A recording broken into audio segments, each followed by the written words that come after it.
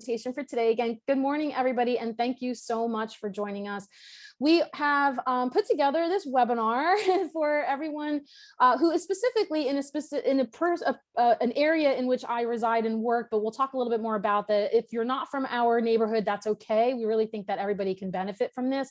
And we've also titled this as the role of registered dietitians in multidisciplinary healthcare, but we do have a bunch of objectives to go over, and we'll share that with you as well. So before we begin, just some housekeeping rules.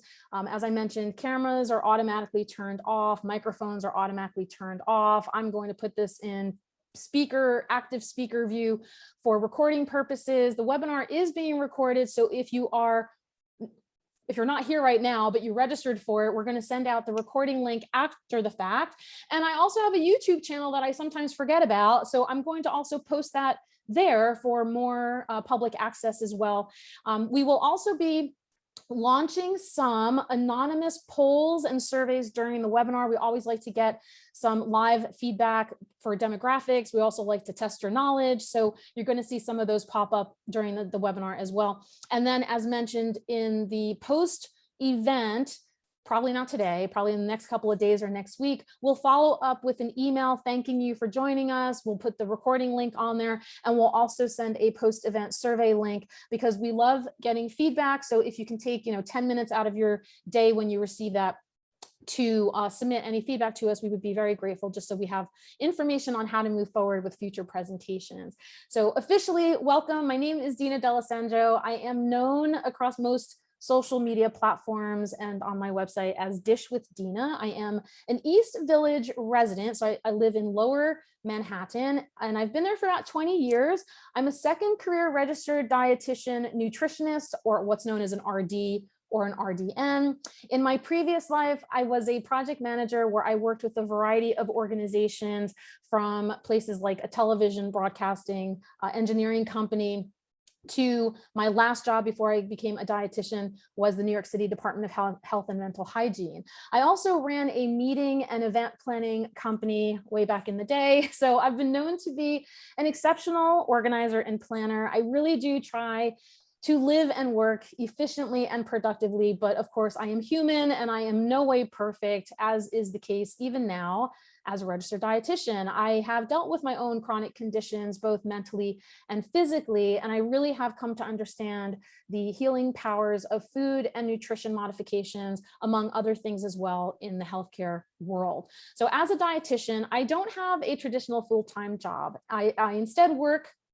Don't ask me why I like spreading myself this thin, but I like working in a variety of different areas. I also like being a self-employed entrepreneur. So I'm an independent contractor for community nutrition education and corporate wellness. I've been a trained facilitator since 2017 for the CDC's National Diabetes Prevention Program.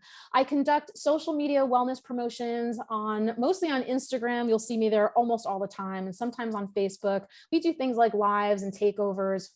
And we really like to focus on disseminating and educating information, and also clarifying some misinformation that's out there when it comes to food and nutrition. We've covered topics like picky eaters, celiac disease, and this month we're focusing on healthy aging, just to name a few. I've also worked with partnerships and collaborations with other healthcare providers, which is kind of why we're putting together this webinar to breathe new life into that. Back in 2016, 17, when I first started out as a dietitian, that's what I wanted to do. And I wanted to be more ingrained in the community setting, literally as a neighborhood nutritionist. But then, life happened, and then COVID happened, and everything kind of got diverted. So I'm hoping that at the end of this, which we'll talk a little bit, in the slides to come, that we'll reestablish some of those connections and relationships and create new ones too, if possible. I also do individual one-on-one and group nutrition counseling for those recently diagnosed with or at risk for chronic disease through my part-time private practice. I max out at about 10 or 12 client sessions a week, and I spend all the rest of my other time doing other things. I also worked in a high-risk OBGYN office in Midtown for about 4 years as a prenatal dietitian, working primarily with women who had been diagnosed with gestational diabetes. I am also, I was an assistant dietitian at Matanzas Health Center, which is in the Lower East Side, where we work mostly with older adults who had been living with or diagnosed with or at risk for type 2 diabetes, hypertension, and also people living with HIV and AIDS. I'm currently, and have been for the past 3.5 years, an adjunct lecturer with CUNY Lehman College in the Bronx, New York. I teach undergrad and graduate nutrition programs through their didactic program and also in the health department as well. And I'm also the on-site campus dietitian at the Student Health Center there. Well, right now I'm on hold because the campus isn't open fully, but I will be coming back soon as the dietitian on campus there.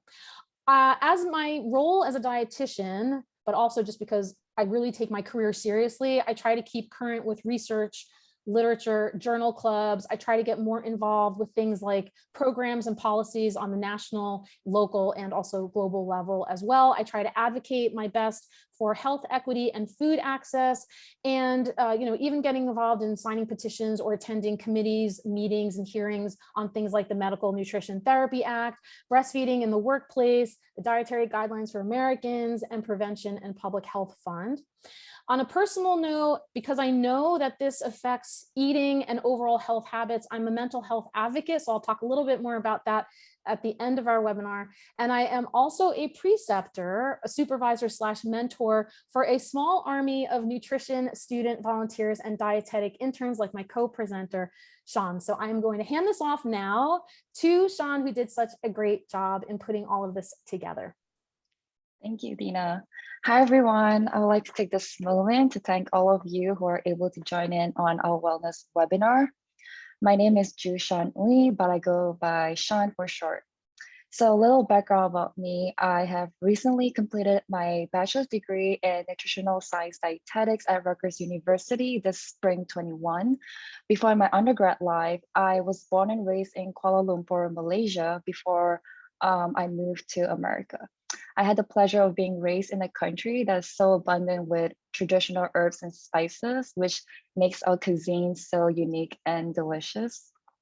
In 2017, I left Malaysia to pursue a higher education in nutrition, where I can embark my professional goal in becoming a registered dietitian. Now that I've graduated, my next goal is to graduate from my supervised dietetic internship.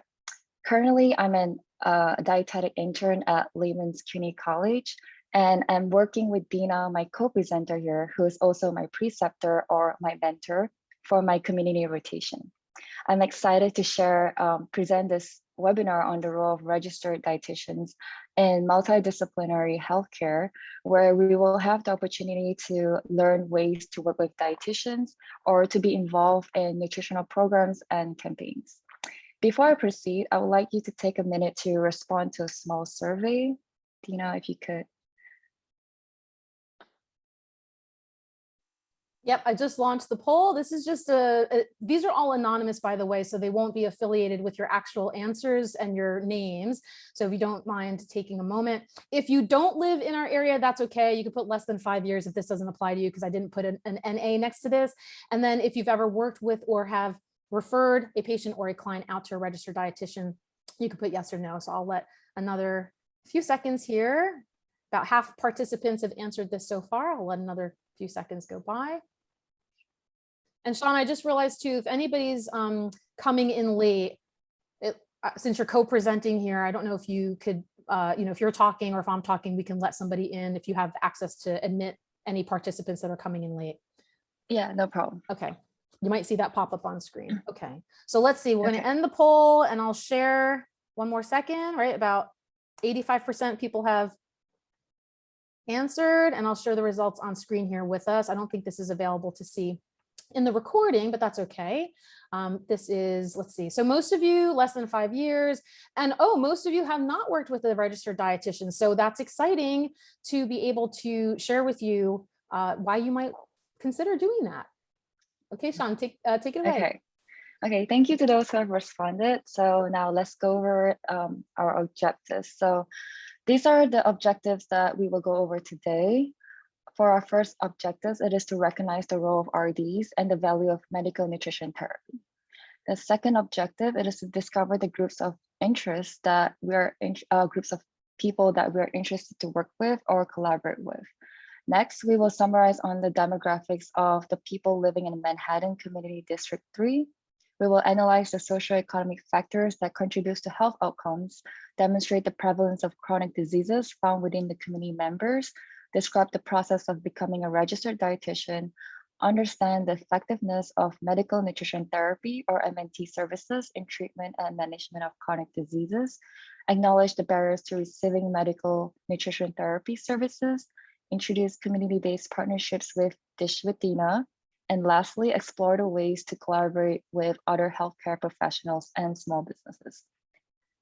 So by the end of our webinar, we're hoping to create a network of people in our community to establish referral partnerships with and collaborate on community-based projects.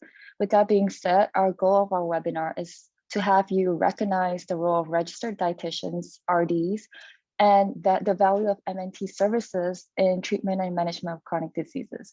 We will demonstrate how MNT are an effective solution in combating common chronic diseases in our community, such as diabetes, hypertension, and cardiovascular diseases. Therefore, we hope to convey the importance of working with dietitians in managing these conditions. Next slide, please.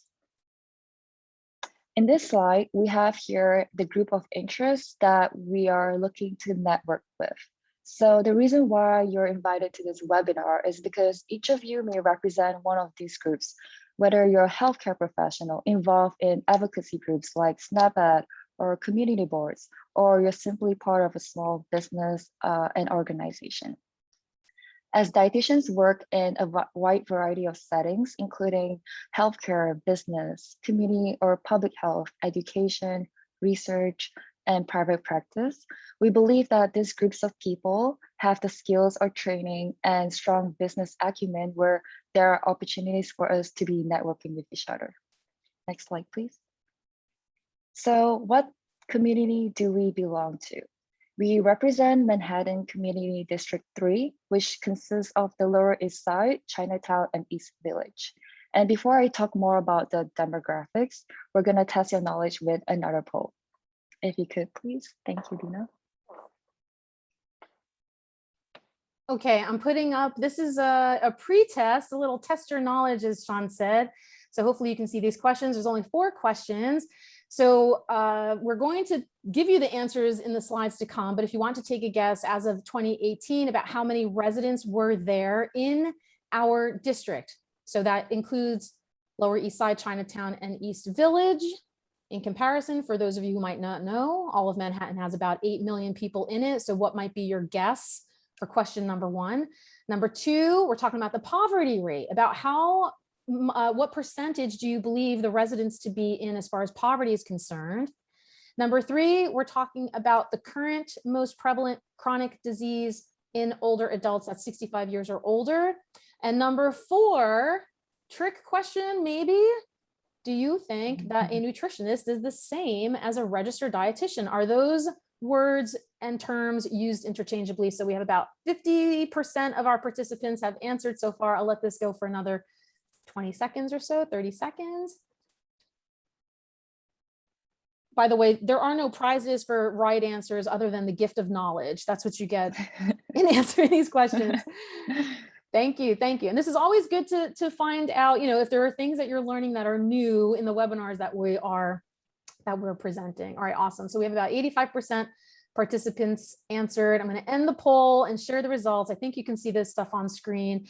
So a good 2/3 of you answered 170,000 for residents in Manhattan District 3. You are correct, as you'll see in the next slide. 100% of you said 18% of the poverty rate. You know your stuff. The next answer here, we had a split between hypertension and pre-diabetes. You'll get to see that answer coming soon. And number 4, correct, 100% no. Nutritionists, well, I should say all registered dietitians are nutritionists, but not all nutritionists are registered dietitians. So we'll share with you a little bit more about that as well in the slides to come. Okay, Sean, take it away. All right, so what do we know about the people of our community? Here we are showing the makeup of our population demographics. We can see that the neighborhood appear to have the same ratio of Hispanic, white and Asian people as well, and also a small percentage of Black people. Therefore, you can say that we live in a very diverse population with various different cultures and ethnicities. Diverse communities like this provide a lot of opportunities from people with different racial and ethnic backgrounds to connect and enrich the community through shared experiences and, of course, food. We believe that it is imperative to recognize the types of people living in our community because cultural identities play a strong role in food and nutrition, and it also reflects greatly on their food history. Next slide, please. Next, we have the socioeconomic factors that we think are strong contributors to assessing the resources within the community that promote health. For example, the poverty rate being 18% means that 82% of our residents are able to afford our services, leaving us to offer lower cost or free services to other populations. The possible attributes that contribute to the socioeconomic factors are gentrification, education, job opportunities, and access to healthcare. Next slide, please. This slide here showcases the prevalent diseases states in our community, which are hypertension, diabetes, and cardiovascular diseases. As you can see, many of our residents tend to sustain more than one chronic disease. This is because one of these diseases are interrelated to each other and may progress and lead to the next disease state if these diseases are not treated or managed properly. For example, cardiovascular or heart diseases are underlying conditions to the development of hypertension or high blood pressure. These health outcomes require a very specialized diet or diet therapy that's individualized in order to effectively combat, reverse, or reduce the progression of these diseases. Next slide, please. Now we will go over some facts about registered dietitians and their credentials. Next slide, please. So who are registered dietitians? Registered dietitians are known as food or nutrition experts who have met the following criteria to earn the RDN credential. This is usually the main route to becoming a registered dietitian, although there are other routes as well. The first step is to complete a bachelor's degree with Didactic Program in Dietetics, or DPD, accredited by ASCEND. Secondly, complete 1,200 hours supervised practice through an ASCEND accredited dietetic internship, which is where I'm currently at right now. And lastly, passing a national exam administered by the CDR. However, effective 2024, a master's degree will be required before taking the national exam. As medical professionals, we are to complete continuing professional education requirements as well to maintain our registration status. Some RDNs hold additional certifications in specialized areas of practice, including renal nutrition, sports nutrition, and so on. Evidently, registered dietitians are consistent with the knowledge, the skills, research base required in the field of nutrition and dietetics necessary to protect and provide nutrition care to the public. I would like to thank everyone for listening, and now I'd like to pass on to Dina, my co-presenter here. Thank you. Thanks, everybody. So registered dietitians are considered specialist or allied health if you're looking at us through the purview of health insurance and medical diagnoses. Every state is different. We have a lot of issues across the country that we can't seem to get things to match up. But in New York State, we do have title protection. So not everybody can call themselves a certified nutritionist or a registered dietitian. We have very specific titles that we can use in our state. But what we don't have is practice exclusivity. And what that means is that pretty much anybody can, and most everybody does, talk about nutrition. So what that ends up meaning for my colleagues and me is that we are constantly doing damage control. We understand that there are so many outside influences beyond our control, beyond our scope, things like social media, celebrity, gurus, etc. But also we've come to realize too, and this is just, textbook knowledge, everybody goes through the same information during their academic studies, that the go-to prescription in most medical practices is weight loss. And what we've come to learn on our end as dietitians is that that's not really always the solution that, or at least the process in which you want the solution to take you into. And most of the time, it's not a very sustainable one, especially when patients feel pressured to go about that in an extreme way. And in doing so, that could potentially throw off their metabolism, their hormones, or unfortunately either exacerbate an existing eating disorder or initiate an eating disorder that hasn't been there before. I also have some personal stories when I was working with my doctors in my prenatal days and in the community health centers, where it felt like they were inadvertently scaring some of our patients. One story I have about a client telling me that her doctor told her to stop eating avocados because avocados were high in cholesterol. Now, if you know anything about cholesterol synthesis, only animal organisms can synthesize that. So it was confusing her about what could be a healthy discussion about healthy fats. And another patient of mine in the OBGYN office was told to stop drinking milk because drinking milk was like drinking soda because of all the sugar that milk contains. And again, there is lactose, a milk sugar that occurs naturally in milk, but you're really denying that bioavailable nutritional benefit of things like calcium, phosphorus, vitamin A and D fortification, especially during pregnancy, regardless of what your stance is on animal or plant-based proteins. That was an unfortunate conversation to have to hear. And again, having to do the damage control on my end, I came just to share that information in some of our provider meetings and just asked everybody very nicely, when it comes to food and nutrition, please just send people my way. Because registered dietitians are uniquely qualified to deliver what is called medical nutrition therapy, or MNT.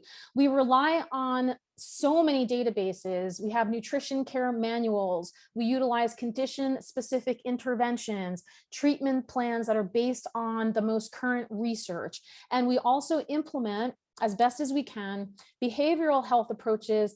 And some of us are even now getting credentialed into specialty practices like teaching intuitive eating to help correct a lot of that dysfunctional relationship or disordered eating patterns that most people tend to have with not really knowing what to do or being on diets for most of their adult life, even if not before. We are culturally sensitive to diverse populations and body sizes, which is why a good registered dietitian will never just slap on a one-size-fits-all approach, and why, like I said before, I really do encourage anyone in a healthcare setting or healthcare adjacent setting to please consider utilizing the services of a registered dietitian and just refer out. We have seen medical nutrition therapy work based on research and surveys in the past. We've known it to be cost effective. There are significant clinical improvements and outcomes. Those who work with a registered dietitian have found that their food and nutrition modifications are sustainable. And ultimately, isn't that what we want for all of our patients and our clients to be successful long-term when it comes to their health and well-being? However, we do recognize these barriers. The mere fact that not a lot of people know what a dietitian is or does, or where they can work with one. We also have come to see a lot of inconsistent insurance coverage. I belong to a very vocal Facebook group of insurance credentialed registered dietitians, and the sheer volume of posts on there about reimbursement denials, insurance companies that are asking dietitians to even refund or return already received reimbursement payments. All of that has made me really reconsider and has me on the fence of getting credentialed myself, especially as a sole practitioner or a private practitioner, where I'm just one person. I don't have the administrative help to be doing all these pre-approvals and claim submissions. Also, credentialing panels put caps not only on their fee rates, but also on how many dietitians can be in network. So those dietitians who have already been approved and accepted into certain panels have huge wait lists. And what we really want to do is work together with those of you in the healthcare field, even if I'm not taking insurance, endurance. And outside of this too, as I will extend my conversation with dietitians in our areas who are overworked, and seeing if we can come together and work together and develop some sort of plan of action to benefit everybody who's waiting in the wings, and those especially who are in immediate need. And so in doing so, we have some ideas and things that are both simple and somewhat formal on we are already established working, we have seen things in action, and or we are putting things into place for the near future. So thanks to my small army of volunteers and interns and we've created things like free downloadable materials. We've hosted free webinars. We've really tried our best to everything that we do, like this as well, what we're doing today, but also these past webinars that we've done that are condition or population specific. We tried to end with a call to action. We tried to encourage attendees and registrants to follow up in some way, make an appointment with a doctor, sign up for a newsletter, consider scheduling a counseling or a consultation, free consultation phone call, anything just to get that ball rolling, so that it's not just a one and done 1 hour meeting with us and then off they go into the nether sphere there. So many of my colleagues and I are actually finding online courses the way to go as well. It really helps marry group counseling with self-paced learning. It helps us be very efficient because, as some of you who might be in the field know, one-on-one gets you spread very thin, and there's only so many hours in a week in order to do that. So in my case, I'm offering things like this that you see in front of you. These are I think affordable programs for anyone who might not be able to pay out of pocket or is only going to be able to go through insurance, so that if they can't work with me one-on-one, they get the education and understanding of simple things like how to create a meal plan for themselves, or something more complex like learning about their diagnosis, understanding the questions to ask their healthcare providers, and then how to manage it on their own when they're at home. Then what we do is we tend to tie these online modules into a private Facebook group. And at some point, I'll probably come off of that platform and go more into a private membership section on my website, where we do regular check-ins and feedback. And we provide feedback in that way that's moderated both by myself and my dietetic intern, so that everybody feels supported in their journey. Even though it's a self-paced program, they have some place that they can kind of stop in, check in with each other, and both those of us here on the healthcare end, but also the participants of the program, they can engage in conversations that are ongoing. We've really found that to be very successful. Even though the front loading of this is quite time consuming and planning of it, it's very beneficial in the end.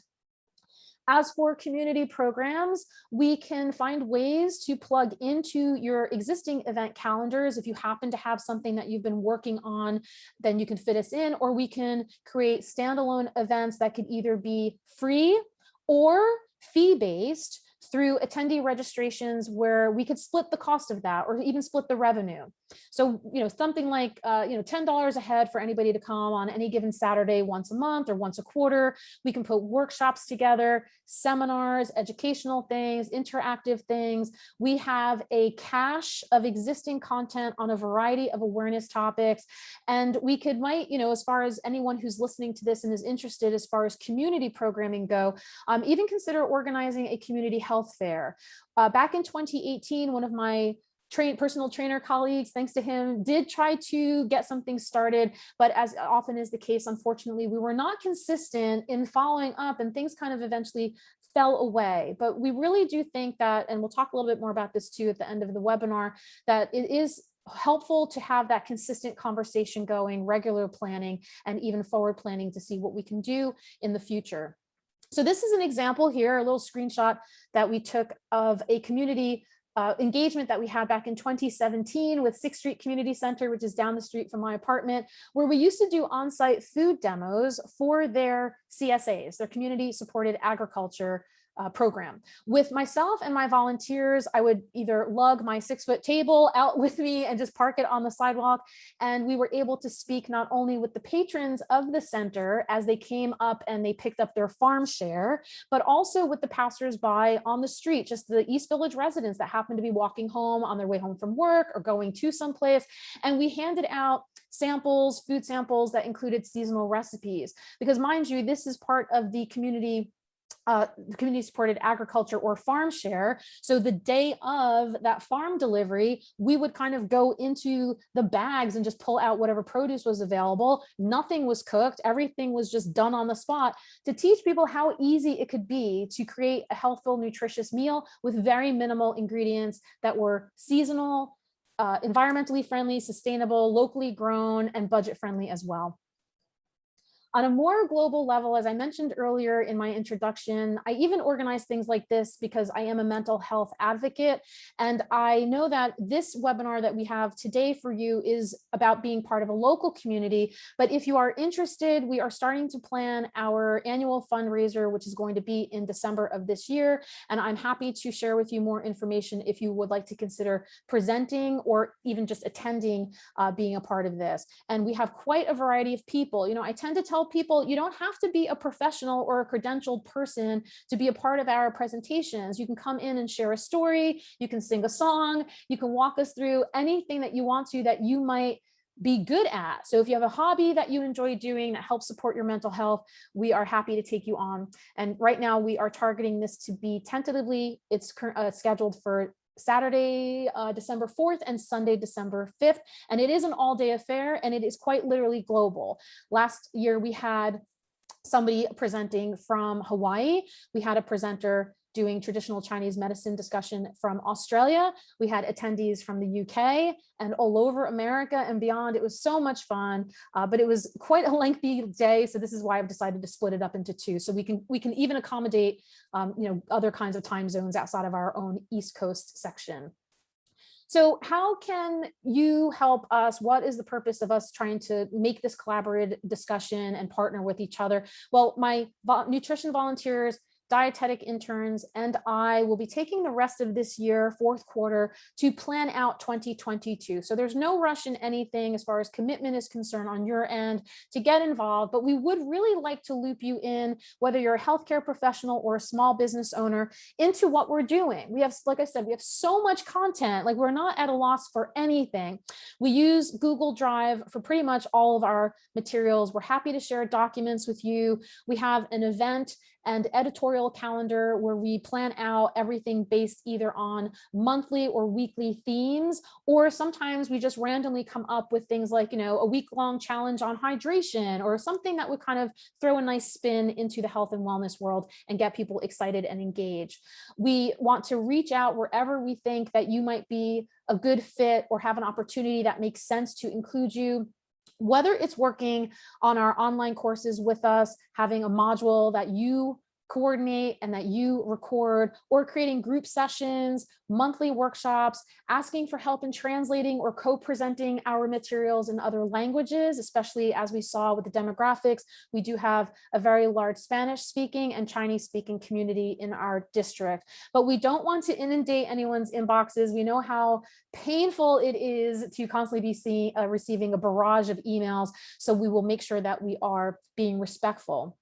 And one of the ways that we're doing that is I hold an open weekly office hour right now. Because of my schedule, it's actually more like a half an hour in my personal Zoom room every Thursday from 6 to 6:30 p.m. Eastern time, purposely just for planning or having people pop on and off with questions, ask me anything, share advice, information, guidance, knowledge, whatever. So I will share that link with you in the post webinar link, that the email that I'm going to send at the end of either this week or next week. So I'll put that Zoom room link in there, and you're always welcome just to come and pop in at any time to help me brainstorm, share with us any ideas that you might have, services, programs, specials, discounts. I'm even thinking on a broader scale, when we talk about healthcare, we really have a variety of things that can affect people's behavior. So even things like reminding people to, yes, maybe schedule their teeth cleaning or make sure that they attend a health screening of some sort, or their heart health, et cetera. But even things like filing taxes or working on their budgets. If you're offering free or pro bono or low fee types of services, we could really target the underserved population. But even if you're offering full price services, we can incorporate that into what we're doing here as part of a community classified type of approach. We can also ask that you keep us in mind whenever you are working with anyone who might be in need of nutrition services. As I said before, I really want you to value what a dietitian does. We are all experts and specialists in our own fields, so let's utilize each other as such. If I'm jumping down to the third from the bottom bullet here, as far as what I like to see or call the 4 pillars of health, we're talking about food and nutrition, mood or mental health, sleep, both quality and quantity of sleep, and exercise, whether that's in formal physical exercise or just basic physical activity and fitness and movement, anywhere that you feel that you can fit into that role of that pillar of health, but also even beyond that, other factors, as I mentioned before, that can affect a person's health, like finances, housing, other resources. We really can have a very broad amount of creative ideas to come up with. And then ultimately, tying this all together, the reason why some things just don't work is because consistency is key to success on all of our parts, just like how we want our patients and clients to move forth and being consistent in managing their chronic condition, eating well, treating themselves well, getting outside and breathing in fresh air, et cetera. Same thing with us too. We can really develop a strong network if we commit to maintaining regular connections and correspondence, letting our residents also then see that we are here for them in a consistent manner. And so how might we be able to be of service to you? Well, just reach out. If you think you like what you've heard us talk about today, if it's making you feel excited about any programs that you might be working on, but you might not have the skills or the staff or the energy to execute that, I really want to be able to help you doing that. Remember, I used to be a project manager. I have a whole background in event planning. This is what I really love doing. And my nutrition volunteers and dietetic interns are assigned to me to work on things like this. So we're happy to help out however we can. On that note, my friends, we have come to the end of our formal webinar. I'm going to just check the chat because I'm not sure if anybody has chimed in here or not. It doesn't look like anybody has, but we're going to open up if anybody has questions, comments, feedback, if anything resonated with you, any ideas. We have, another 20 minutes or so to spend. So please feel free to enter into the chat anything, or you can unmute yourselves if you want to, or raise your hand, and I'm happy to take questions. And Sean, on your end, if there's anything that you wanted to chime in on that I might have forgotten, feel free. Yeah, sure. I'm not sure if anyone has chimed in late or if we're good. I think, yeah, I don't see any other participants that are in the waiting area. We're good. I have a comment or a question in the chat. Yeah. And this question is for Sean. Can you briefly talk about how you like your dietetic internship at Lehman if you're doing a master's? So yes, my internship program is a master's combined dietetic internship. However, I am not going to be graduated with a master's degree because it's only I'm only taking about 15 credits in total.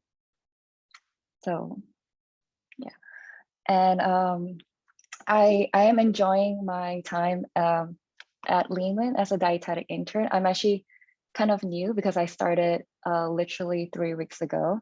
So it's still very new for me. And currently I'm in my community rotation, specifically public health, and I'm working here with Dina for that rotation. So I'm still in my first rotation technically. Is there any other questions about my internship? That's fine too. That's always the thing that people are most curious about, what it's like to be an intern. Okay, and if not, that's okay. Like I said, anybody who's registered will automatically get a follow-up email. Even if you weren't able to attend our webinar live and in person, you'll get an email thanking you. We'll put some links in there. We'll also ask that you fill out a survey just to see how things are going and what you give us any feedback for future conversations. We have a list of references here that helped guide our information when we created this webinar. Thanks to Sean again. And also, we invite you just to keep in touch. You can find us on Dish with Dina, literally on any platform. I mean, I'm not actively engaged on TikTok or Snapchat, but I'm there. I have profiles on that. You can mostly find me on Instagram, Facebook, LinkedIn. feel free to email or go to my website. If there's anything that you want to do, keep in touch, or just keep an eye out for that follow-up email. And we, again, very much thank you for spending time with us. And we do hope that we can work with each other in the future. So on that note, thanks everybody. Thanks so much for coming. Appreciate it.